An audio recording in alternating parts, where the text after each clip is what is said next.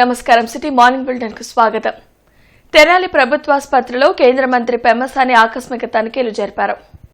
Emergency ward, casualty వార్డులకు వెళ్లి చికిత్స పొందుతున్న రోగులను పరామర్శించారు. ఈ సందర్భంగా పెమ్మసాని మాట్లాడుతూ వైద్యుల కొరతను త్వరలో భర్తీ చేస్తామని, అదేవిధంగా వైద్య పరికరాలను కూడా ఏర్పాటు చేసేందుకు చర్యలు తీసుకుంటామని చెప్పారు.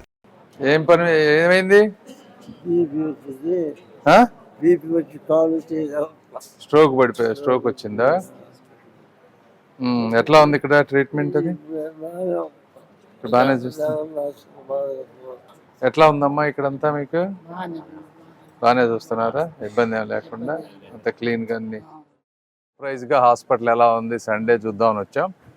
బాగానే ఉంది. చాలా మందితో మాట్లాడాను, ఒక 30-40 మంది పేషెంట్లతో. అందరూ హ్యాపీగా ఉన్నారు. సర్వీసెస్ బాగా వస్తున్నాయి, రిసీవింగ్ అన్నీ బాగానే ఉన్నాయి, మందులన్నీ బాగానే ఉన్నాయి అంటున్నారు. కొద్దిగా స్టాఫే ఎక్కువ మంది కావాలని స్టాఫ్ అడుగుతున్నారు, బర్డెన్ అవుతుందని. అదొకటి. తర్వాత సిటీ స్కాన్ ఒకటి పెండింగ్ ఉంది ఏరియాలో, అది కూడా మేము వర్క్ చేస్తా ఉన్నాం, ఇంకా అవ్వలేదు అది. ఆ రెండింటి మీద కోఆర్డినేట్ చేస్తాం. బట్ ఓవరాల్గా హాస్పిటల్ క్లీన్గా ఉంది, సర్వీసెస్ అన్నీ బాగున్నాయి. సో ఐ అప్రిషియేట్ వీళ్ళు అక్కడ ఉన్నటువంటి డాక్టర్లు కానీ అందరినీ కూడా అప్రిషియేట్. ఇంటర్నెట్ చరిత్రలో సంచలనం సిటీ బ్రాడ్బ్యాండ్. ఇప్పుడు ఇంటింటికి ఇంటర్నెట్, సిటీ నుంచి గ్రామం వరకు అదే స్పీడ్. మీరు ఈ రోజే సిటీ బ్రాడ్బ్యాండ్ కుటుంబంలో చేరండి. గుంటూరు నగరానికి ఐకానిక్ బ్రిడ్జ్ గా నిలిచిన శంకర్ విలాస్ బ్రిడ్జ్ నేడు రాళ్లగుట్టగా మారింది. నగర ప్రజల సౌకర్యార్థం 4 లైన్ల శంకర్ విలాస్ బ్రిడ్జ్ నిర్మాణం ఈ ప్రభుత్వం చేపట్టింది. దానిలో భాగంగా త్వరగా బ్రిడ్జ్ నిర్మాణం చేయాలని మంత్రి పెమ్మసాని చంద్రశేఖర్ ఆదేశాల మేరకు కాంట్రాక్టర్ పనులు వేగవంతం చేశారు. ఇప్పటికే బ్రిడ్జికి ముందు వెనక 2 పిల్లర్ల నిర్మాణం చేశారు. ఇంకా ముమ్మరంగా పనులు చేపట్టాలని బ్రిడ్జిపై వాహనాల రాకపోకలను 9వ తేదీ నుంచి ఆపివేశారు. ఈ క్రమంలోనే బ్రిడ్జిని పగలగొట్టే కార్యక్రమం చేపట్టారు. వారం రోజుల్లో బ్రిడ్జిని పూర్తిగా నేలమట్టం చేసేందుకు గుత్తేదారు పనులు మొదలుపెట్టారు. ఏది ఏమైనా 67 సంవత్సరాల చరిత్ర కలిగిన శంకర్ విలాస్ బ్రిడ్జ్ నేలమట్టం అవుతూ ఉంటే స్థానికులు గుర్తుగా సెల్ఫీలు తీసుకుంటున్నారు. ఇన్ని సంవత్సరాలు గడిచినా శంకర్ విలాస్ బ్రిడ్జ్ నిర్మాణానికి వాడిన స్టీల్ చెక్కు చెదరకుండా ఉండడం విశేషం. గతంలో నిర్మించిన విధంగానే నాణ్యత లోపం లేకుండా కనీసం 100 సంవత్సరాల పాటు బ్రిడ్జ్ చెక్కు చెదరకుండా ఉండేలా నిర్మాణం చేయాలని ప్రజలు కోరుతున్నారు.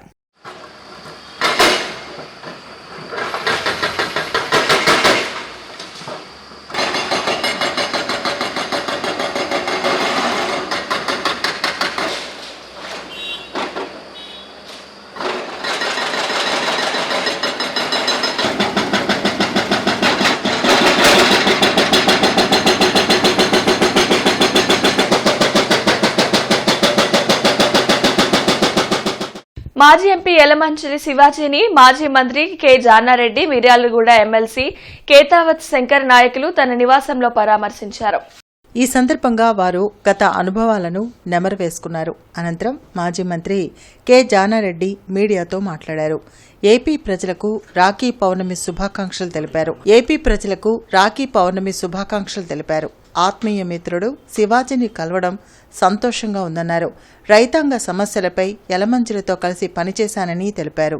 ప్రకాశం జిల్లా టంగుటూరులో పొగాకు రైతులు పోరాటం చేసే సమయంలో 6 మరణించారన్నారు. ఆనాడు రైతుల కోసం ప్రత్యేకంగా నాటి ముఖ్యమంత్రి ఎన్టీఆర్ని కలిసి పొగాకు రైతుల కోసం కోఆపరేటివ్ సంస్థను స్థాపించి వారి సమస్యను పరిష్కరించామని పేర్కొన్నారు. నేటి యువత విలువలతో కూడిన రాజకీయాలు చేసి అభివృద్ధిపై దృష్టి సారించాలని సూచించారు. వివిధ కారణాలతో ఉమ్మడి రాష్ట్రం విడిపోయిందన్నారు. భౌగోళికంగా విడిపోయేమే కానీ మానసికంగా తెలుగు ప్రజలు విడిపోలేదన్నారు. రెండుగా ఆంధ్రప్రదేశ్గా తెలంగాణగా విభజింపబడినప్పుడు తెలుగు ప్రజలు అందరూ ఒకటే అనేటువంటి భావన విడనాడరానటువంటిది ఇది కొనసాగుతుందని చెప్పిన ఆలోచన. అందుకని తెలుగు ప్రజలందరూ ఒకవేళ భౌగోళికంగా విడినాం కానీ సాంస్కృతికంగా కానీ మనందరి ఒకరికొకరు సంబంధ బాంధవ్యాలు కానీ తేడా లేకుండా ఇది కొనసాగుతుందని చెప్పి మీరందరూ కూర్చున్నారు. అందుకని ఇది భౌగోళికంగానే తప్ప మానసికంగా మనం విడిపోలేదు. తెలుగు ప్రజలుగా తెలుగు వాసులుగా మనం మనసులో విడిపోలేదు. కేవలం ఒక హద్దు భౌగోళిక ఈ ఊరు ఆ ఊరు అనేటువంటిది ఈవెన్ గుంటూరులో కూడా ఇప్పుడు మంగళగిరి అవతల మంగళగిరి యువతల. ఆంధ్రప్రదేశ్లో మొట్టమొదటిగా 9 పోర్ట్ఫోలియోలు హ్యాండిల్ చేశాడు ఆయన ఎన్టీ రామారావు దగ్గర. అప్పటికే మాకు లోక్దళ తరఫున సమితి ప్రెసిడెంట్కి ఎన్నికయ్యాడు. అక్కడ ముందు సమితి ప్రెసిడెంట్కి ఎన్నికయ్యి మరి ఎమ్మెల్యే కాగానే 83లో ఈయన వ్యవసాయ మంత్రిగా మార్కెటింగు, రూరల్ డెవలప్మెంటు, తర్వాత తూనికలు కొలతలు, ఇటువంటి department cooperation, marketing, forest, environment, fisheries, command area development 9 పోర్ట్ఫోలియోలు హ్యాండిల్ చేశాడు. అన్ని పోర్ట్ఫోలియోలు హ్యాండిల్ ఒకేసారి అన్ని పోర్ట్ఫోలియోలు హ్యాండిల్ చేసినాడు. కానీ ఇంత దీర్ఘకాలం మంత్రిగా చేసినవాడు కానీ లేడు ఇప్పుడు కూడా. ఇంటర్నెట్ చరిత్రలో సంచలనం సిటీ బ్రాడ్బ్యాండ్. ఇప్పుడు ఇంటింటికి ఇంటర్నెట్, సిటీ నుంచి గ్రామం వరకు అదే స్పీడ్. మీరు ఈ రోజే సిటీ బ్రాడ్బ్యాండ్ కుటుంబంలో చేరండి. శంకర్ విలాస్ బ్రిడ్జ్ కూల్చివేత నేపథ్యంలో వాహనదారులు 3 వంతెనలు, కంకరగుంట ఆర్ఓబీ, ఆర్యూబీలను ఉపయోగించాలని ట్రాఫిక్ సీఐ అశోక్ కుమార్ సూచించారు. ట్రాఫిక్ జామ్ కాకుండా పోలీసులు క్షేత్రస్థాయిలో ఎప్పటికప్పుడు పర్యవేక్షిస్తున్నారని చెప్పారు. ప్రజలు కూడా కొంత సహనం పాటించాలని కోరారు.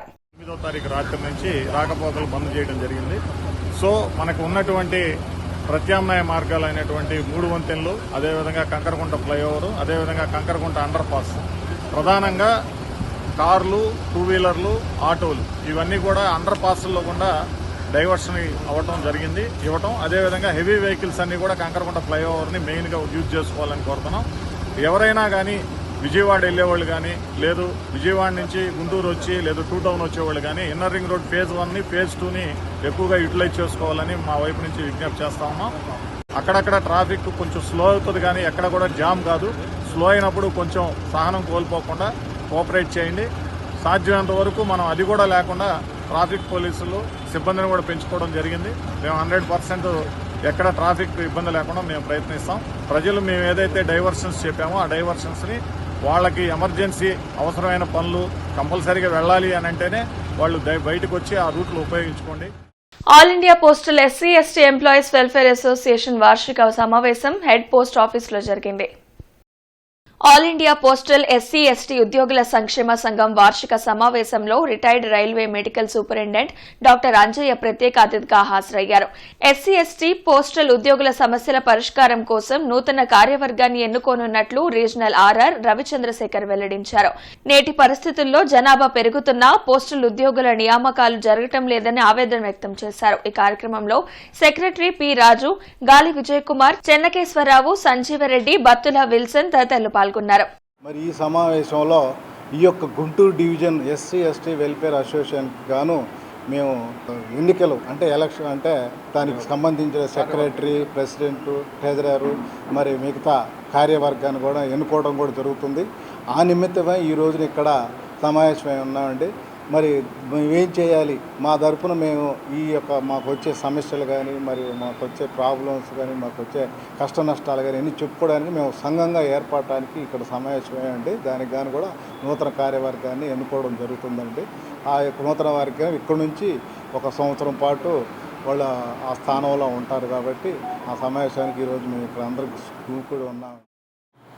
ఈరోజు దేశవ్యాప్తంగా ఈ ప్రభుత్వ ఉద్యోగాలన్నీ కూడా తగ్గిపోతూ జనాభా పెరుగుతుంది కానీ ఉద్యోగాలు తగ్గిపోతున్నాయి.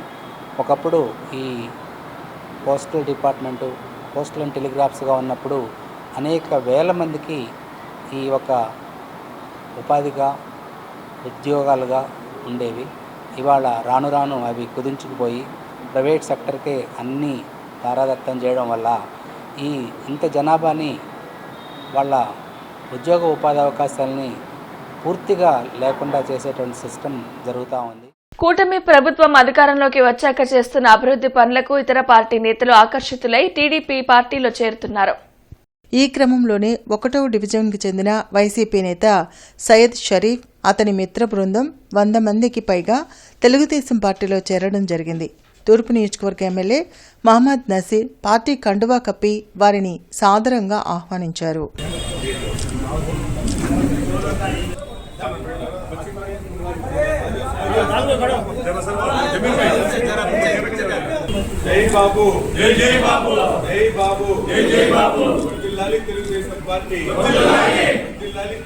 లివర్, జీర్ణకోశ సంబంధిత వ్యాధులపై అవగాహన సంస్థ కార్యాలయంలో ఆరోగ్య సభ జరిగింది. అరండల్పేటలోని అవగాహన సంస్థ కార్యాలయంలో జరిగిన ఆరోగ్య సభలో ప్రముఖ గ్యాస్ట్రోఎంట్రాలజిస్ట్ డాక్టర్ పోసాని శ్రీనివాసరావు పాల్గొన్నారు. ఈ సందర్భంగా ఆయన మాట్లాడుతూ నేడు ప్రజలు ఎక్కువ శాతం జంక్ ఫుడ్లకు అలవాటు పడి ఆరోగ్యాన్ని పాడు చేసుకుంటున్నారని తెలిపారు. ప్రతి ఒక్కరూ పొట్ట ఉబ్బరంగా ఉంటే గ్యాస్ కు సంబంధించిన టాబ్లెట్లు వేసుకుంటున్నారని అది సరైన విధానం కాదన్నారు. ఏదైనా అనారోగ్య సమస్య వస్తే డాక్టర్లను సంప్రదించి సరైన వైద్యం చేయించుకోవాలని సూచించారు. ఈ కార్యక్రమంలో ముప్పళ్ల ప్రసాదరావు, టి సుబ్బారావు, కృష్ణారావు, కొండా శివరామిరెడ్డి తదితరులు పాల్గొన్నారు. చాలా వరకు టెస్టెడ్ ఏమి అప్రూవ్డే, ల్యాబ్ అప్రూవ్డ్ ఏమి కావు అవుతుంది. బట్ మనకి ఆ భయం ఉన్నప్పుడు మనం తినాల్సిన పని ఉంది. మన జీవితం గడిచిపోతుంది కదా. కూరగాయలు ఆకుకూరలు ఎక్కువ తినండి అట్లా అని చెప్పేసి అవసరం తినందని నేను చెప్పలేదు. కుదిరితే పచ్చి కూరగాయలు తినండి, సాధ్యమైనంత వరకు అవసరం. మెదడు నరాల వ్యాధుల శాస్త్రీయ అవగాహన సభ ఉచిత వైద్య శిబిరం మానవతా స్వచ్ఛంద సేవా సంస్థ ఆధ్వర్యంలో ఎస్హెచ్ఓలో జరిగింది. బ్రాడీపేటలోని ఎస్హెచ్ఓ కార్యాలయంలో జరిగిన మానవతా స్వచ్ఛంద సేవా సంస్థ ఆధ్వర్యంలో ఆరోగ్య సభలో ప్రముఖ న్యూరాలజిస్ట్ డాక్టర్ పి నటరాజు పాల్గొన్నారు. ఈ సందర్భంగా ఆయన మాట్లాడుతూ మధుమేహ బాధితులు రక్తంలో షుగర్ శాతంను, అధిక రక్తపోటును అదుపులో ఉంచుకోవడం ద్వారా ప్రమాదకర పక్షవాతం నిరోధించవచ్చని తెలిపారు. ధూమపానం, మద్యపానం, గుట్కా, పొగాకు నమలటం వంటి దుర్వ్యసనాలకు దూరంగా ఉండాలని సూచించారు. ఈ కార్యక్రమంలో doctor Sevakumar, T Dhanunjaya Reddy, manager P Nirmala Rani, Meka Ramarao, TV Sairam తదితరులు పాల్గొన్నారు. షుగర్ వల్ల చాలా సమస్యలు ఉన్నాయి. దాంట్లో ప్రధానమైనది బ్రెయిన్ స్ట్రోక్ అయితే, రెండోది న్యూరోపతి అనమాట. న్యూరోపతి అంటే మనకు నరాలు ఉంటాయన్నమాట, బ్రెయిన్ నుంచి వచ్చే నరాలు, తర్వాత కాళ్ళ చేతుల నుంచి కూడా బ్రెయిన్కి వెళ్ళే నరాలు, దీన్ని సెన్సరీ నర్వ్స్ అంటాం. తర్వాత బ్రెయిన్ నుంచి మోటార్ నర్వ్స్ ఉంటాయి. దీంతో పాటుగా ఆటోనామిక్ నర్వ్స్ ఉంటాయి అనమాట, బీపీని, తర్వాత హార్ట్ రేట్ని కంట్రోల్ చేసేటివి. ఈ మూడు కలిపి మనం పెరిఫెరల్ నర్వ్ సిస్టమ్ అంటాం. దీనికి మనం రక్తనాళాలు సరఫరా చేసే రక్తనాళాలు బ్లాక్ అయ్యే అవకాశం ఉంటుంది షుగర్ కంట్రోల్ లేకపోవడం వల్ల. దీన్ని మనం డయాబెటిక్ న్యూరోపతి అంటాం అన్నమాట. ఇది షుగర్ ఎక్కువ కాలం ఉన్న వాళ్ళల్లో ఉండే అవకాశం ఉంటుంది. కాబట్టి షుగర్ని కంట్రోల్ చేసుకోగలిగితే ఈ న్యూరోపతి మనం కంట్రోల్ చేసడానికి అవకాశం ఉంటుంది. కాబట్టి ఒక షుగర్ని కంట్రోల్ చేసుకోవడం వల్ల బ్రెయిన్ స్ట్రోక్తో పాటు హార్ట్ స్ట్రోక్, ఈ డయాబెటిక్ న్యూరోపతి కంట్రోల్ చేసుకోవడం వల్ల నార్మల్ లైఫ్ను లీడ్ చేసడానికి అవకాశం. ఈ వైద్య శిబిరంలో ముఖ్యంగా మా యొక్క ప్రధాన ఉద్దేశం ఏంటంటే పలు రోగాలు, రుగ్మతల గురించి ప్రజల్లో అవగాహన కల్పించాలని, వారు ఈ అంశాల పట్ల అవగాహన కలిగి ఉంటే కనుక దానికి సరైన చికిత్స తీసుకొని లేదా దానికి వాడే మందుల్ని సరైన దిశలో వాడటం వల్ల వాళ్ళు మెరుగైన శారీరక, మానసిక ఆరోగ్యాన్ని పొందగలుగుతారనేది మా ఉద్దేశం. సామాజిక స్పృహ కలిగి ఎస్హెచ్ఓ గత 30 సంవత్సరాలుగా ప్రతి నెల 2వ ఆదివారం ఇలాంటి కార్యక్రమాలు నిర్వహిస్తూ జరుగుతుంది. ఈ దిశగా సమాజం పట్ల బాధ్యతతో ముందుకెళ్తున్న డాక్టర్ టి సేవకుమార్ గారిని మేము అభినందిస్తున్నాం. రాబో రోజుల్లో కూడా ఇలాంటి వైద్య శిబిరాన్ని ఇలాగే కొనసాగిస్తామని తెలియదు. తొలితరం తెలుగు రచయిత్రులు అభ్యుదయ కథల పుస్తకావిష్కరణ సభ పద్మావతి కళ్యాణ వేదికలో జరిగింది.